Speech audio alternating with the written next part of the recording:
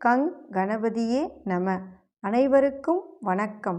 கந்த புராணத்தின் இந்த பதிவை உங்களுடன் பகிர்ந்து கொள்வதில் மிக்க மகிழ்ச்சி அடைகிறேன்.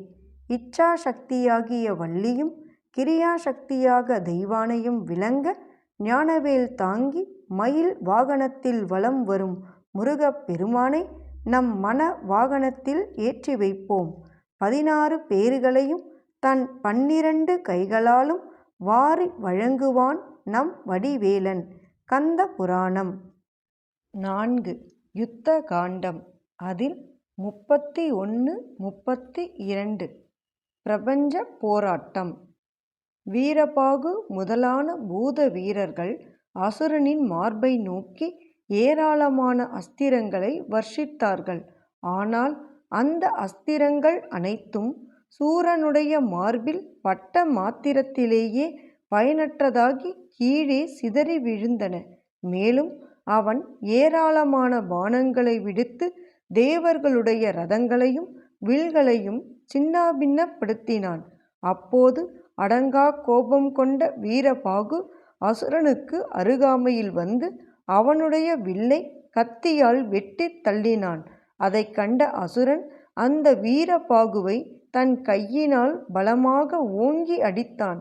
அதனால் மயக்கமடைந்து வீரபாகு கீழே சாய்ந்தபோது தூதனான அவனை கொல்வது அழகல்ல என்று கருதிய சூரன் அவனை தன் கையில் எடுத்து கால்களால் உதைத்து வானவெளியை நோக்கி வீசி எறிந்தான். அப்போது ஆகாயத்தின் மத்தியில் சென்றவுடன் மயக்கம் தெளிந்த வீரபாகு சட்டென்று சண்முகரின் அருகில் வந்து நின்றான்.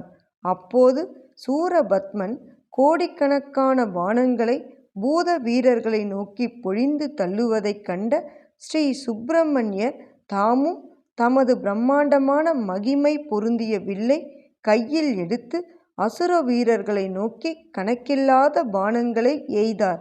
அதனால் ஏராளமான அசுர வீரர்கள் மடிந்தார்கள்.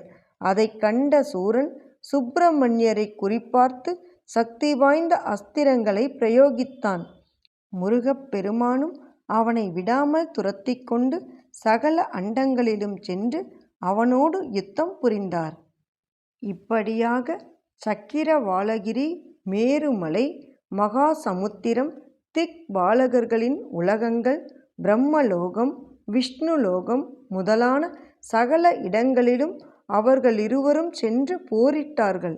அப்போது அண்டத்தின் சுவரை பாணங்களினால் தகர்த்தெறிந்து வழி ஏற்படுத்தினான்.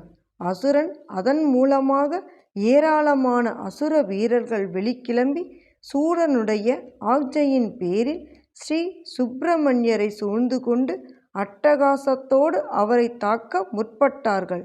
ஆனால் முருகப்பெருமானோ அந்த கொடிய அசுரர்களை மலர்ந்த புன்சிரிப்போடு ஒருமுறை பார்த்தார். அந்த பார்வை பட்ட மாத்திரத்திலேயே அசுர வீரர்கள் அனைவரும் எரிந்து சாம்பலாகி விட்டார்கள்.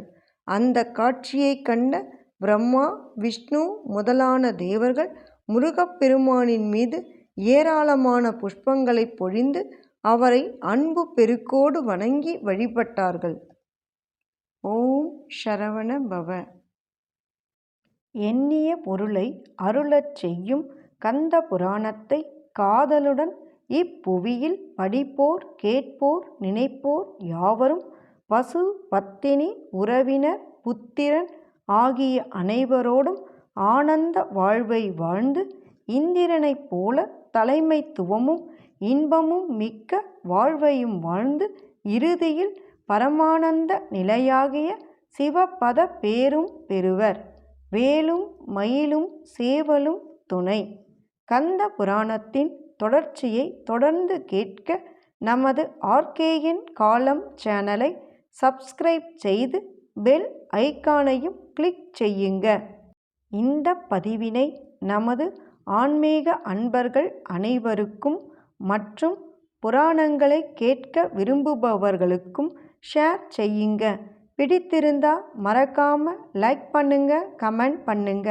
தொடர்ந்து கேட்பவர்கள் அனைவருக்கும் எனது மனமார்ந்த நன்றி. நாளையும் வருவான் நமது வடிவேலன்.